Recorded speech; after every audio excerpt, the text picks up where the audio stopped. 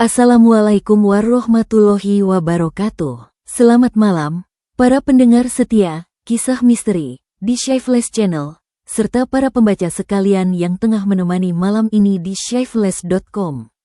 Kembali lagi bersama saya, suara yang akan menuntun Anda melewati lorong-lorong gelap kisah-kisah yang terlupakan, mengungkap rahasia yang bersembunyi di balik bisik angin malam. Pada malam yang dingin ini, izinkan saya membawa Anda ke sebuah desa yang tenang di permukaan, namun menyimpan deru lara di kedalamannya. Sebuah desa di tepi rawa, di mana kabut bukan hanya embun, tapi juga selimut penyesalan, dan senandung di malam hari bukanlah nyanyian tidur, melainkan sebuah ratapan yang telah lama terkubur. Bersiaplah, karena malam ini, kita akan mendengar bagaimana sebuah kata-kata kasar bisa membuka pintu gerbang bagi sebuah penderitaan abadi, sebuah kisah tentang cinta yang diabaikan, dan dendam seorang ibu yang tak pernah bersua dengan buah hatinya. Ini adalah Kuntilanak, bayi pengganti kesunyian. Nama saya Prasetyo, dan saya telah melakukan kesalahan terbesar dalam hidup saya.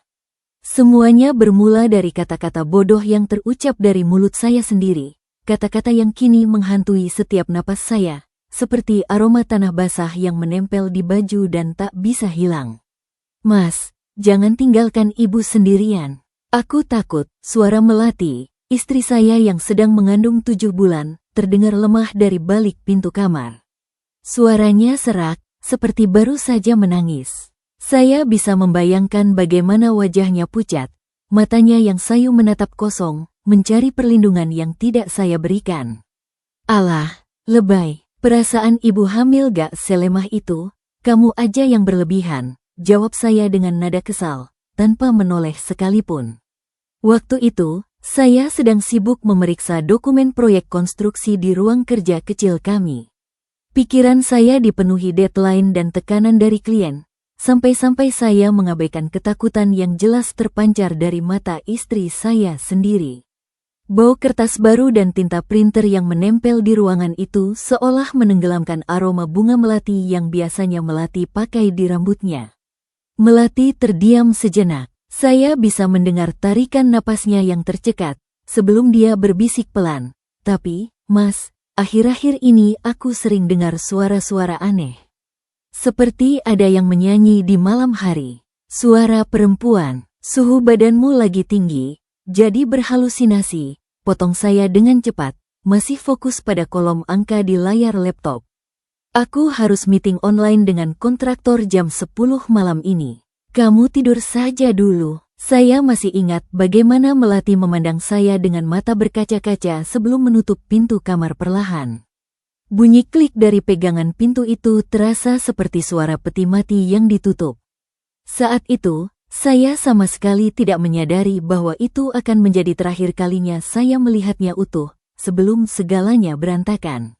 Meeting berlangsung hingga larut malam, membosankan dan penuh dengan argumen teknis yang membuat kepala saya pusing. Sekitar pukul 2 pagi, barulah saya menyelesaikan pekerjaan dan beranjak menuju kamar. Tubuh saya terasa kaku, otot-otot saya menolak untuk bergerak setelah berjam-jam duduk.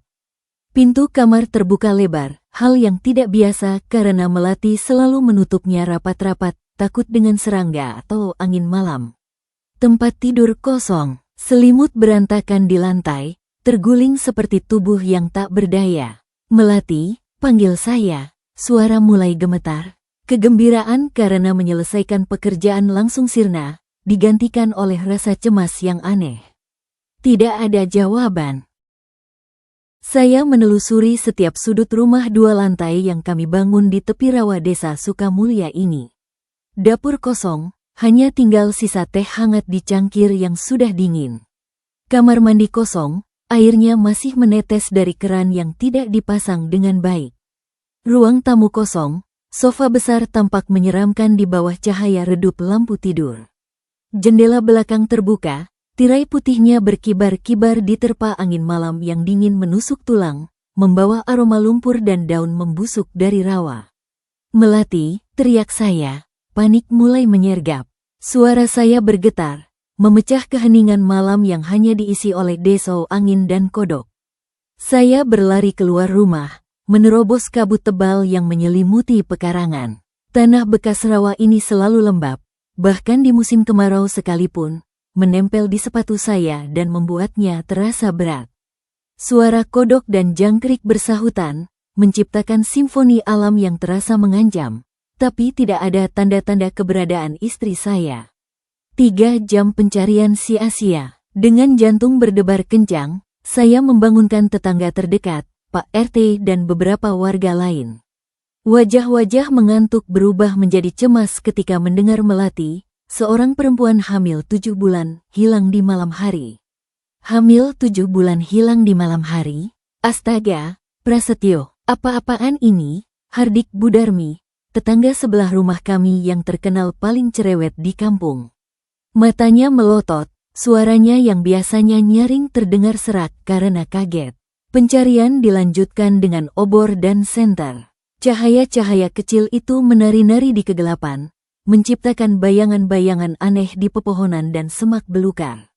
Suasana makin mencekam ketika Budarmi berbisik kepada tetangga lainnya, jangan-jangan kuntilanak yang mengambil tanah bekas rawa ini kan angker. Dulu banyak yang bilang sering ada penampakan perempuan berambut panjang. Saya mencoba mengabaikan bisik-bisik itu, menyangkalnya sebagai omong kosong belaka. Tapi ketakutan sudah merasuk terlalu dalam, seperti air yang meresap ke dalam kain. Di tengah pencarian, tiba-tiba dari arah rawa terdengar suara nyanyian melankolis dalam bahasa yang tidak saya pahami. Suara perempuan, merdu tapi membuat bulu kuduk berdiri. Nadanya naik turun, seperti sebuah kidung yang dinyanyikan untuk mengantar tidur, namun terasa sangat salah. Semua warga yang ikut mencari terdiam, wajah mereka pucat oleh cahaya senter. Beberapa di antara mereka melangkah mundur. Itu, suara kuntilanak, bisik seorang warga tua gemetar, tangannya mencengkeram gagang obornya sampai naklesnya putih. Kami bergegas menuju sumber suara, hati-hati melangkahkan kaki di tanah yang lunak. Tapi yang kami temukan hanyalah Melati terbaring pingsan di tepi rawa, tubuhnya menggigil hebat, baju tidurnya basah dan berlumpur. Di sekelilingnya, ada jejak kaki aneh, bukan jejak manusia, tapi seperti jejak kaki terbalik, jari-jari menghadap ke belakang, mencetak pola yang mengerikan di lumpur.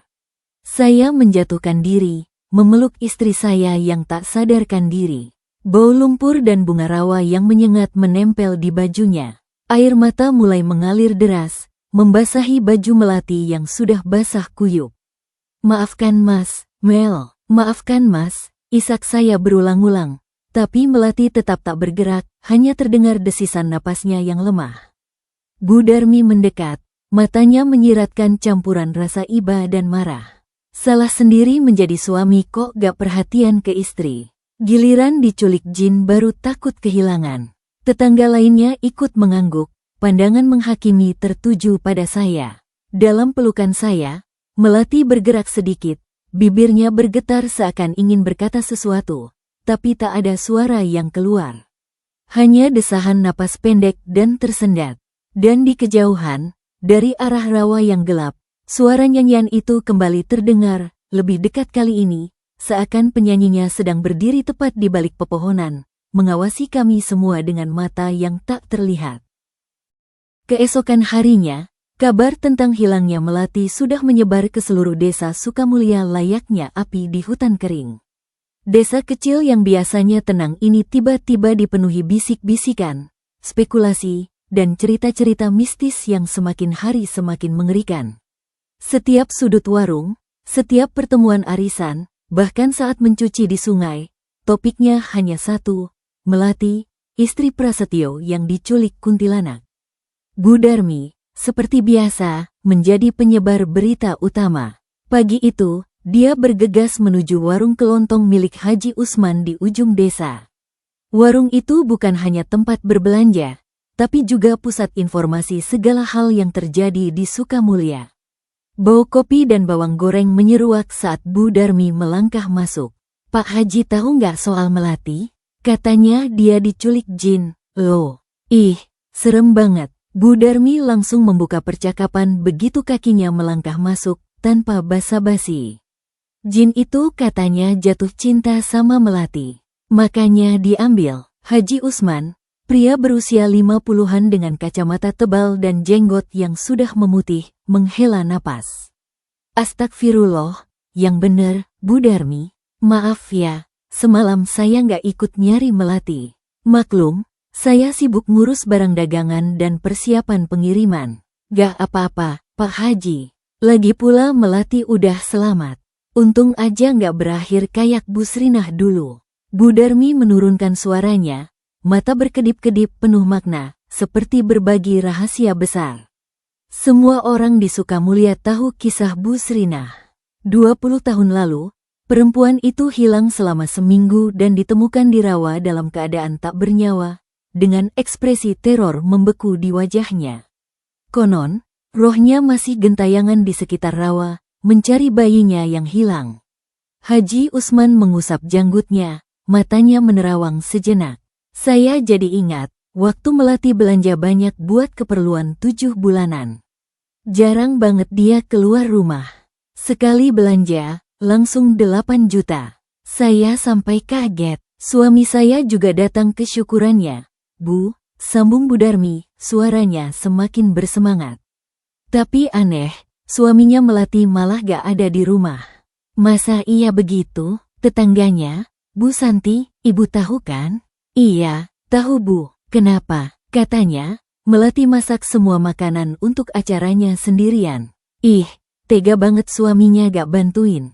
Untung Bu Santi sama anaknya ikut bantu. Haji Usman mendekat, menurunkan suaranya hingga hampir tak terdengar. Hanya bisa didengar oleh Bu Darmi. Bu Darmi, sebenarnya, waktu Melati bayar belanjaan, uangnya berubah jadi daun low. Saya gak berani cerita ke siapapun. Tolong jaga rahasia ya. Bu Darmi terkesiap, tangannya menutup mulut dengan cepat. Ya Allah, yang bener, Bu. Jangan-jangan mereka pesugihan ya. Pantes suaminya jarang di rumah. Cari duit di jalur pintar, tapi yang dikorbankan istri. Astagfirullah, sudahlah, Bu. Kita gak boleh suhuzon. Kalau saya sih udah ikhlas, biarin aja.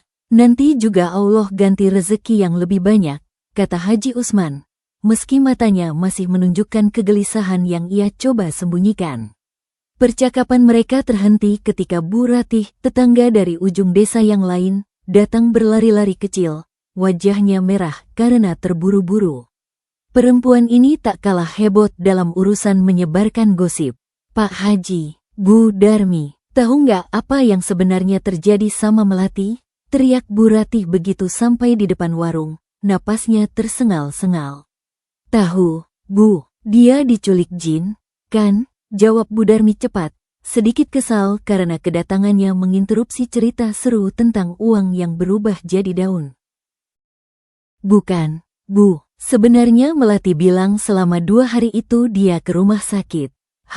Apa? Kedua perempuan itu serempak terbelalak, mulutnya menganga. Iya, Melati bilang suaminya yang ngantar. Padahal kan dia hilang 2 hari, ya Bu?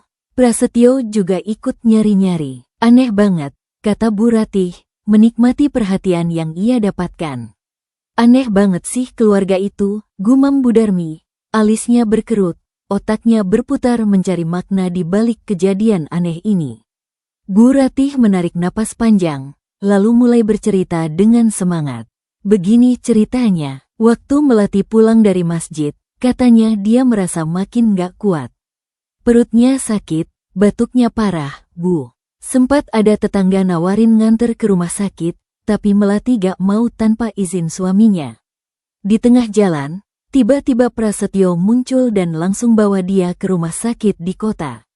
Mereka periksa kandungan dan obatin batuknya. Katanya kandungannya sehat, dan 2 bulan lagi bakal lahir anak perempuan. Yang bener, Bu. Bu Ratih tahu dari mana? Tanya Haji Usman, skeptis. Saya tahu dari Bu Santi tadi pagi. Soalnya Bu Santi nginep di rumah Melati semalam, dan Melati cerita semuanya. Prasetyo yang dengar itu langsung sujud, nyium kaki istrinya. Dia nangis, minta maaf. Maafin Mas ya, Mel. Mas gak perhatian selama ini. Lah, Melati malah bingung. Soalnya dia ngerasa, waktu ke rumah sakit itu memang bareng suaminya. Bu Darmi menggeleng-geleng, matanya menerawang. Kasihan banget, ya, sejak tinggal di sini, Melati banyak mengalami hal-hal aneh. Salah pilih tempat bangun rumah. Harusnya jangan di situ, itu kan bekas rawa, tanahnya lembab, anginnya dingin. Kadang suka ada suara-suara juga, kata warga. Suaminya juga pendiam banget. Susah diajak ngobrol, apalagi kumpul sama tetangga, tambah Bu Ratih. Kerja bakti aja susah disuruh ikut, itu kata Pak RT. Jadi pas kejadian kayak gini, ya, yang repot kita juga. Haji Usman mengangguk pelan, tapi ada sesuatu di matanya, rasa penasaran yang lebih dalam, mungkin juga sedikit ketakutan. Terus, sekarang suaminya gimana, Bu? Suaminya sih, sekarang udah tobat kali ya, gimana enggak? Istri sampai diculik jin masa gak mau berubah, timpal Bu Ratih dengan emosi. Tapi di balik semua cerita itu, ada detail yang mengusik pikiran Haji Usman, daun-daun kering yang ditemukannya di laci kas warungnya pagi tadi, menggantikan uang 8 juta yang seharusnya ada di sana. Daun-daun dari pohon beringin yang tumbuh di tepi rawa, pohon yang konon menjadi tempat bersemayam roh-roh penasaran. Dan ketika dia melihat ke arah rawa dari pintu warungnya, dia bersumpah melihat bayangan perempuan berambut panjang berdiri di antara pepohonan, menatap ke arah rumah Prasetyo dan Melati dengan tatapan kosong. 7 bulan sebelumnya, sore itu, udara lembab merayap di kulit Melati yang menggigil. Dia menarik selimut hingga menutupi hidung, tapi rasa panas dalam tubuhnya kian mencekam, seperti bara api yang membara di dalam dada.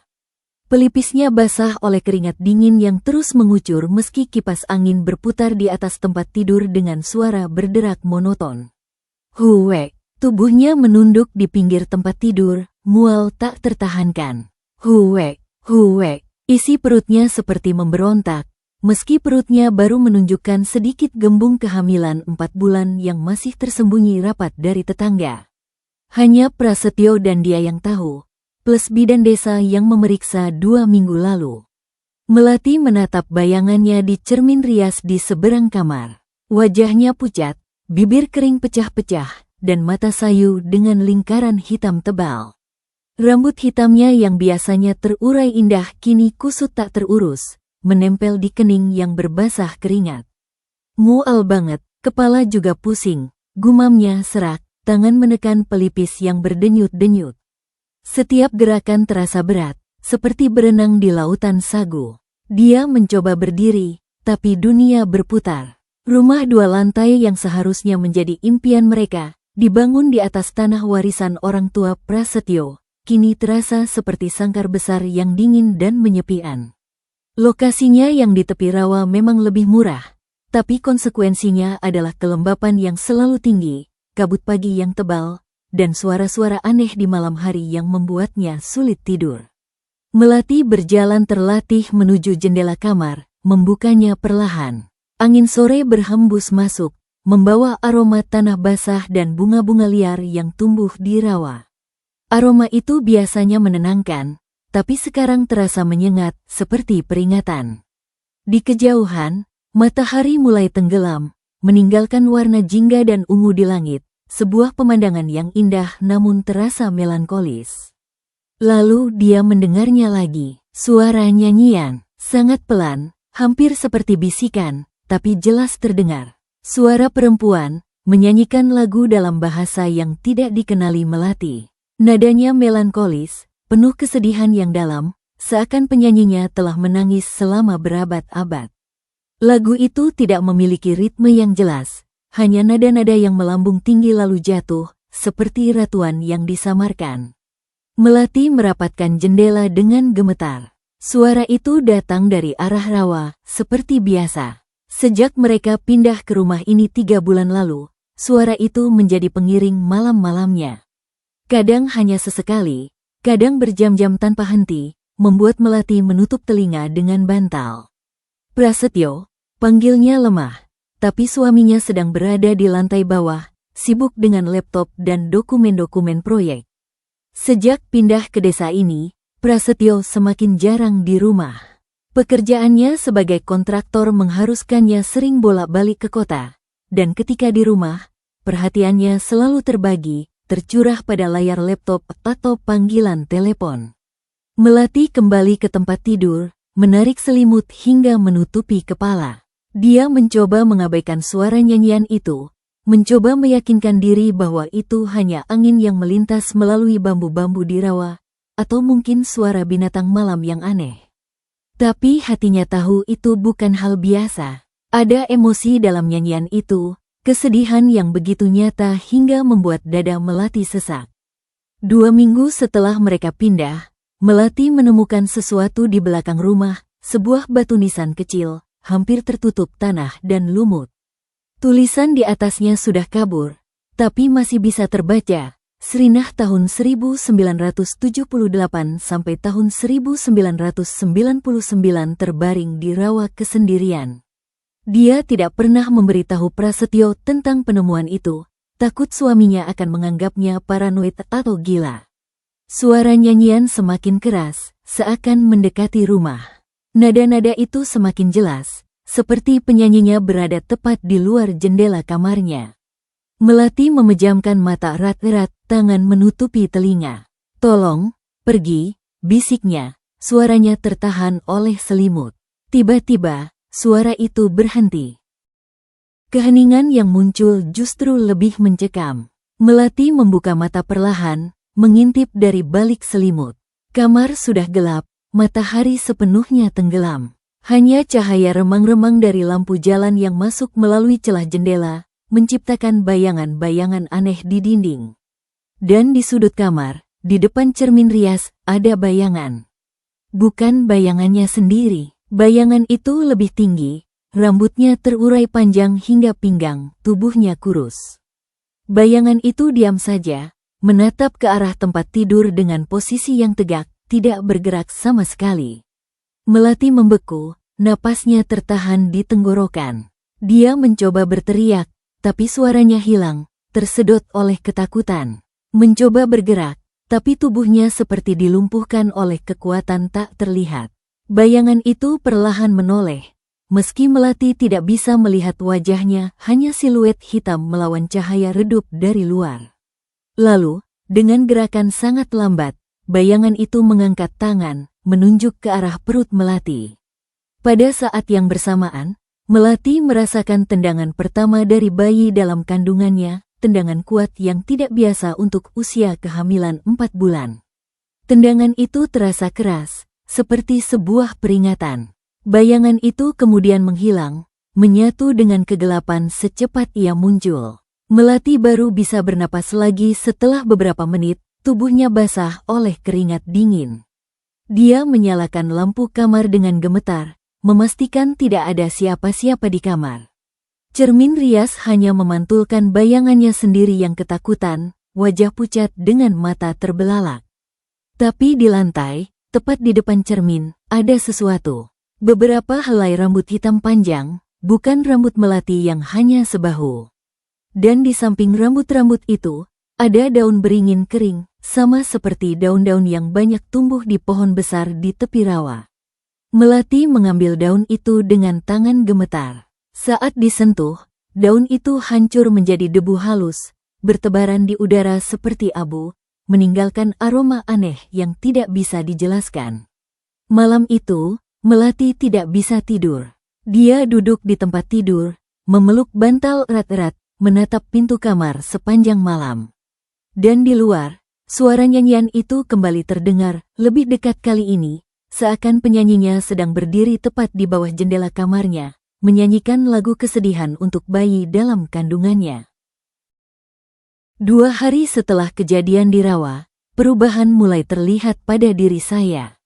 Perasaan bersalah yang menggerogoti dari dalam telah mengubah saya menjadi seseorang yang hampir tak dikenali, bahkan oleh diri saya sendiri. Rasa takut kehilangan Melati telah mengikis ego saya yang selama ini tebal. Saya duduk di samping tempat tidur Melati, memegang tangannya yang dingin. Dokter dari puskesmas desa sudah memeriksanya dan mengatakan bahwa secara fisik, Melati baik-baik saja, hanya shock dan perlu istirahat. Tapi ada sesuatu di mata istri saya yang berubah. Ada ketakutan yang dalam, dan yang lebih mengkhawatirkan, ada keraguan setiap kali memandang saya, seperti sedang melihat orang lain. Kamu yakin kita ke rumah sakit bersama, Mel? Tanya saya untuk kesekian kalinya, mencoba memahami cerita yang dia sampaikan pada Bu Santi. Suara saya terdengar cemas, tidak percaya. Melati mengangguk pelan, matanya menghindari tatapan saya. Aku ingatnya begitu, Mas. Kamu yang menjemputku di jalan, bilang sudah telepon dokter kandungan di kota. Kita naik mobilmu, pergi ke RS Hermina. Tapi aku tidak ingat, Mel. Aku ingatnya meeting online. Lalu kamu hilang. Lalu kami mencarimu dan menemukanmu di rawa. Kata saya, frustrasi dengan celah dalam ingatan kami. Melati menarik tangannya dari genggaman saya. Mungkin aku yang salah ingat. Mungkin demamku terlalu tinggi. Tapi suaranya tidak meyakinkan, seolah dia sendiri tidak percaya pada kata-katanya. Tapi saya tahu dia tidak percaya. Dan saya juga tidak percaya. Karena ada celah-celah dalam ingatan saya sendiri, potongan waktu yang hilang antara pukul 10 malam saat meeting dimulai, dan pukul 2 pagi saat saya menyadari Melati hilang. 4 jam yang kosong, sebuah ruang waktu yang tidak bisa saya jelaskan. Saya berdiri, berjalan menuju jendela. Dari sini, rawa terlihat jelas, hamparan air berwarna hijau kecoklatan dengan pepohonan bakau dan beringin besar di tengahnya. Tempat di mana Melati ditemukan.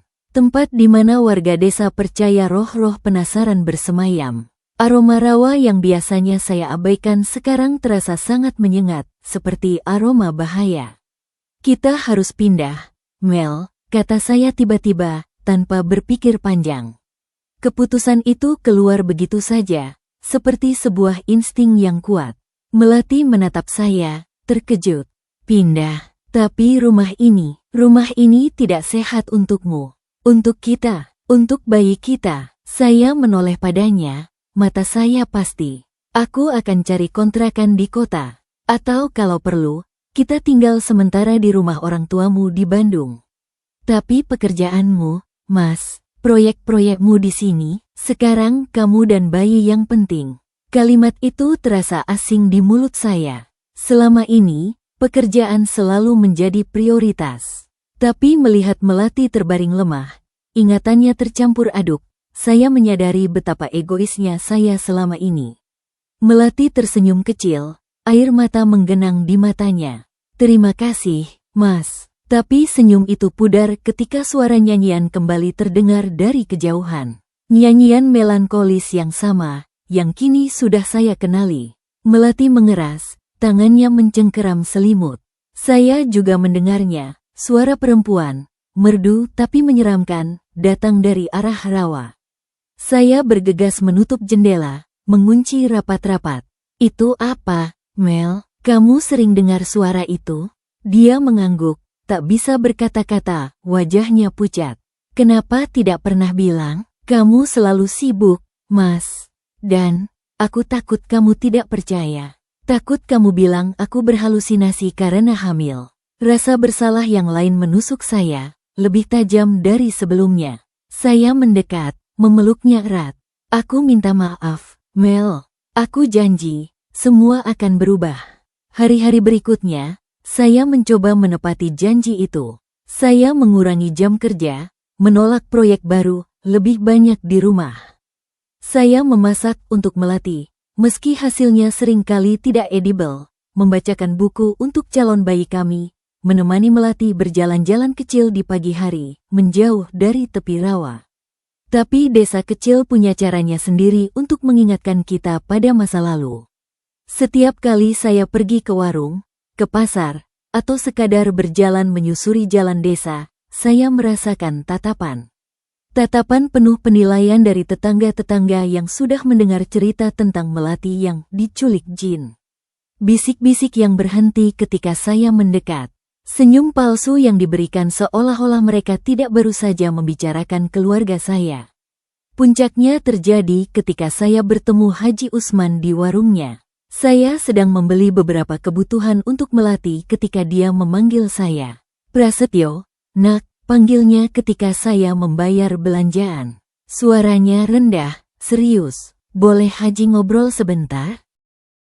Saya mengangguk, mengikuti dia ke ruang belakang warung yang lebih privat, berbau beras dan minyak tanah. Haji Usman duduk, menghela napas panjang sebelum berbicara. Nak, Haji tidak ingin ikut campur urusan rumah tangga orang. Tapi sebagai sesama muslim, dan sebagai orang yang lebih tua, Haji merasa perlu bicara. Saya dengar, Haji, dengar-dengar, ada hal aneh terjadi di rumahmu. Melati bilang dia diajak ke rumah sakit olehmu, tapi kamu tidak ingat. Kamu bilang dia hilang, ditemukan di rawa, dan dia ragu. Ada cerita tentang uang yang berubah jadi daun. Saya terkesiap. Daun. Haji Usman mengangguk, membuka laci kecil di meja kerjanya. Di dalamnya ada beberapa lembar daun beringin kering. Ini, nak, waktu Melati belanja 8 juta untuk acara 7 bulanan, uangnya berubah jadi ini. Saya mengambil satu daun, memeriksanya. Daun beringin biasa, seperti yang banyak tumbuh di tepi rawa. Mungkin ada kesalahan, Haji. Atau ada yang tidak beres dengan tanah tempat kamu bangun rumah. Potong Haji Usman, suaranya rendah dan penuh tekanan. Nak, tanah bekas rawa itu banyak sejarahnya. Dulu, tahun 1999, ada perempuan muda bernama Srinah yang meninggal di rawa itu. Bunuh diri, katanya, karena ditinggalkan calon suaminya yang pergi ke kota dan tidak kembali. Sejak itu, banyak yang bilang rohnya gentayangan. Saya terdiam, ingatan akan batu nisan kecil yang pernah saya lihat sekilas di belakang rumah muncul kembali. Saat itu saya menganggapnya hanya batu biasa, mungkin peninggalan zaman dulu. Menurut cerita, lanjut Haji Usman, suaranya semakin rendah, Srinah itu hamil ketika meninggal. Bayinya tidak sempat lahir, dan roh orang yang meninggal dalam keadaan hamil, konon sulit beristirahat dengan tenang. Keringat dingin mulai membasahi punggung saya. Apa hubungannya dengan Melati? Haji Usman menatap saya lama, matanya tajam.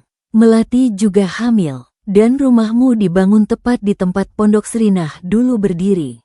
Banyak yang bilang, roh yang penasaran seperti Srinah, kadang iri pada perempuan hidup yang akan menjadi ibu. Kadang, mereka ingin mengambil apa yang tidak pernah mereka miliki. Saya berdiri tiba-tiba, kursi terjatuh ke belakang dengan suara berderak. Itu tidak masuk akal, Haji. Percaya tidak percaya, nak. Tapi Haji sarankan, kamu bawa Melati pergi dari sini. Cepat, sebelum sesuatu yang lebih buruk terjadi. Saya meninggalkan warung dengan pikiran kacau. Nasihat Haji Usman bergema dalam kepala saya, bercampur dengan ingatan akan suara nyanyian, Melati yang ditemukan di rawa, dan celah-celah waktu yang hilang dalam ingatan saya. Saat saya sampai di rumah, Melati sedang menunggu di teras, wajahnya cemas. Kemana saja, Mas? Aku khawatir. Saya bicara dengan Mbah Kromo, jawab saya jujur. Tentang sejarah tanah ini, Melati mengangguk, seperti sudah menduga. Aku juga ingat sesuatu, Mas. Semalam, aku bermimpi. Mimpi apa? Perempuan berambut panjang. Dia bilang, dia ingin menjadi ibuku. Ingin merawatku dan bayi kita. Melati menggigil, memeluk dirinya sendiri. Dia bilang, suaminya tidak peduli padanya. Jadi dia akan mengambil suami yang lebih baik. Dan anaknya meninggal bersamanya, jadi dia akan mengambil anak kita sebagai pengganti. Saya memeluknya erat, mencoba menghangatkannya. Kita pergi sekarang juga, Mel. Kemas barang-barang penting, kita tinggalkan sisanya. Tapi ketika kami berbalik untuk masuk ke rumah, sesuatu yang aneh terjadi. Semua pintu dan jendela rumah tertutup rapat dengan sendirinya. Padahal tadi saya meninggalkannya terbuka untuk sirkulasi udara. Dan dari dalam, melalui kaca jendela, kami melihat sesuatu bergerak. Sosok perempuan berambut panjang, berjalan melintasi ruang tamu kami dengan gerakan yang halus namun tidak wajar. Melati menjerit, tubuhnya gemetar hebat. Dia di dalam. Saya mencoba membuka pintu depan, tapi terkunci dari dalam. Saya menggedor-gedor, berteriak, tapi tidak ada jawaban, hanya suara gedoran saya yang memantul kosong. Lalu, sosok itu muncul di balik kaca pintu.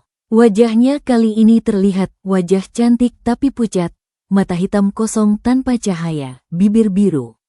Dia tersenyum, senyum sedih yang membuat bulu kuduk berdiri. Dengan suara yang terdengar jelas meski melalui kaca, dia berkata, "Tinggallah. Bayimu akan aman bersamaku. Aku akan menjadi ibu yang lebih baik daripada kalian."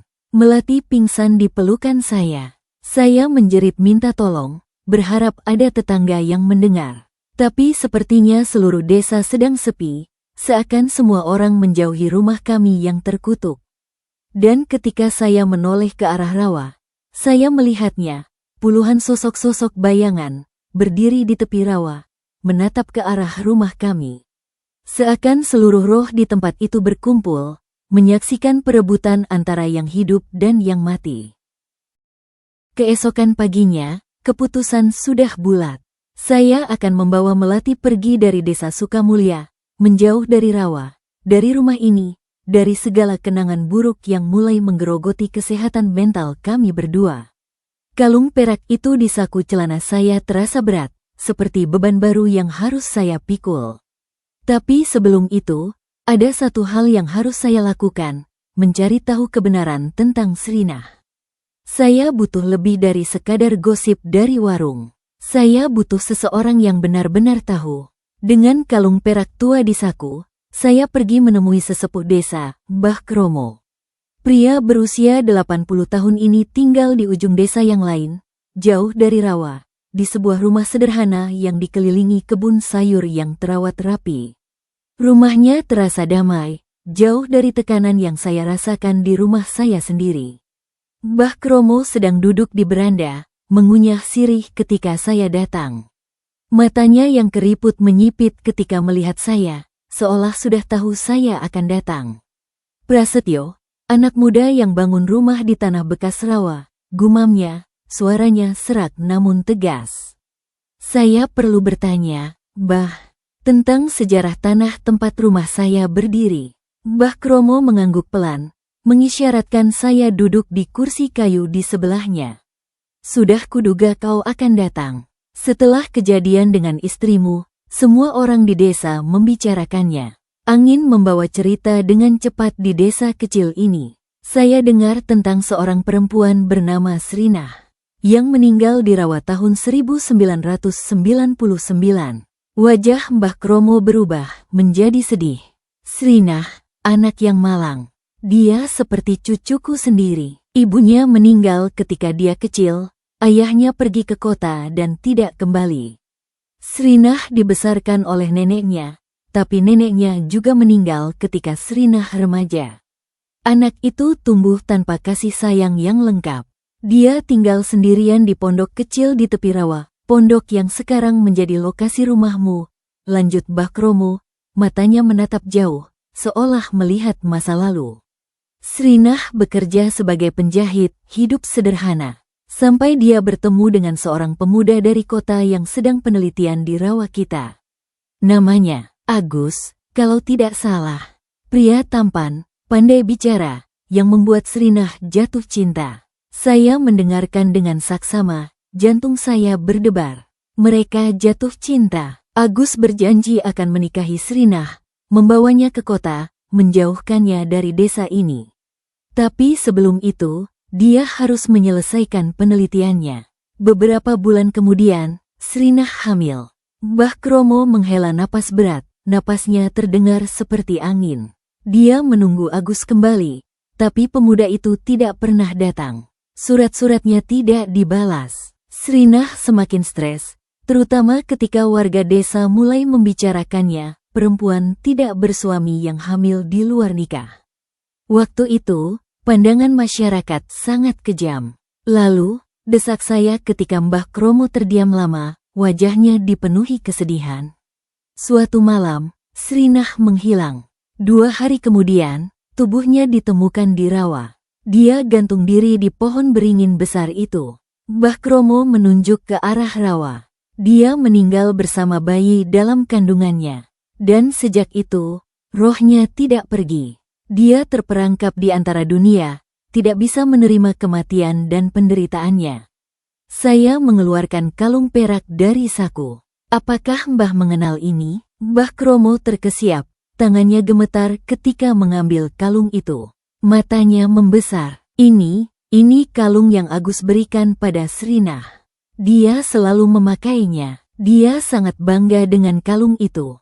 Di mana kau menemukannya? Di halaman rumah saya, tadi malam. Ditinggalkan oleh sosok yang kami lihat. Mbah Kromo menatap saya, matanya penuh peringatan yang serius. Roh Srinah masih ada di sana, nak. Dan dia iri pada perempuan-perempuan yang akan menjadi ibu, yang mendapatkan apa yang tidak pernah dia dapatkan, kesempatan untuk melahirkan anaknya. Apakah dia yang mengambil melati, yang membuat ingatannya kacau? Mungkin. Roh penasaran seperti Srinah punya banyak cara. Mereka bisa masuk ke mimpi, mempengaruhi pikiran, bahkan mengambil alih tubuh untuk sesaat. Kata-kata terakhir Mbah Kromo membuat darah saya membeku. Maksud Bah, ketika istrimu hilang 2 hari, dan dia ingat pergi ke rumah sakit bersamamu, tapi kamu tidak ingat, mungkin saja selama 2 hari itu, yang bersama istrimu bukanlah kamu. Mungkin itu Srinah yang menyamar sebagai dirimu, menggunakan wajahmu untuk membujuk istrimu. Saya terduduk, kepala saya pusing. Tapi bagaimana mungkin? Roh seperti Srinah bisa membuat ilusi. Bisa membuat seseorang melihat apa yang dia ingin mereka lihat. Dia sangat kuat di tanah itu, nak. Tanah yang pernah menjadi tempat tinggalnya. Tanah yang menelan air matanya. Tapi kenapa sekarang? Kenapa setelah bertahun-tahun Srinah meninggal, baru sekarang dia menunjukkan diri? Mbah Kromo menatap ke arah rawa, matanya menerawang. Karena rumahmu dibangun tepat di podoknya dulu. Karena kau menggali tanah yang selama ini menjadi tempat peristirahatannya. Dan yang paling penting, karena istrimu hamil perempuan. Roh itu bisa merasakannya. Dia ingin bayi perempuan itu, nak. Dia ingin kedua kesempatan yang dirampas darinya, menjadi istri dan menjadi ibu. Pulang dari rumah Mbah Kromo, pikiran saya kacau balau. Informasi yang saya dapat terlalu banyak, terlalu berat. Tapi satu hal yang jelas, Melati dan bayi kami dalam bahaya besar. Saat saya sampai di rumah, Melati sedang menunggu di teras, wajahnya cemas. Kemana saja, Mas? Aku khawatir. Saya bicara dengan Mbah Kromo, jawab saya jujur. Tentang sejarah tanah ini, Melati mengangguk, seperti sudah menduga. Aku juga ingat sesuatu. Mas, semalam, aku bermimpi. Mimpi apa? Perempuan berambut panjang. Dia bilang, dia ingin menjadi ibuku. Ingin merawatku dan bayi kita. Melati menggigil, memeluk dirinya sendiri. Dia bilang, suaminya tidak peduli padanya. Jadi dia akan mengambil suami yang lebih baik. Dan anaknya meninggal bersamanya. Jadi dia akan mengambil anak kita sebagai pengganti. Saya memeluknya erat. Mencoba menghangatkannya. Kita pergi sekarang juga, Mel. Kemas barang-barang penting. Kita tinggalkan sisanya. Tapi ketika kami berbalik untuk masuk ke rumah, sesuatu yang aneh terjadi. Semua pintu dan jendela rumah tertutup rapat dengan sendirinya, padahal tadi saya meninggalkannya terbuka untuk sirkulasi udara. Dan dari dalam, melalui kaca jendela, kami melihat sesuatu bergerak. Sosok perempuan berambut panjang, berjalan melintasi ruang tamu kami dengan gerakan yang halus namun tidak wajar. Melati menjerit, tubuhnya gemetar hebat. Dia di dalam. Saya mencoba membuka pintu depan, tapi terkunci dari dalam. Saya menggedor-gedor, berteriak, tapi tidak ada jawaban, hanya suara gedoran saya yang memantul kosong. Lalu, sosok itu muncul di balik kaca pintu. Wajahnya kali ini terlihat wajah cantik tapi pucat, mata hitam kosong tanpa cahaya, bibir biru. Dia tersenyum, senyum sedih yang membuat bulu kuduk berdiri. Dengan suara yang terdengar jelas meski melalui kaca, dia berkata, "Tinggallah. Bayimu akan aman bersamaku. Aku akan menjadi ibu yang lebih baik daripada kalian." Melati pingsan di pelukan saya. Saya menjerit minta tolong, berharap ada tetangga yang mendengar. Tapi sepertinya seluruh desa sedang sepi, seakan semua orang menjauhi rumah kami yang terkutuk.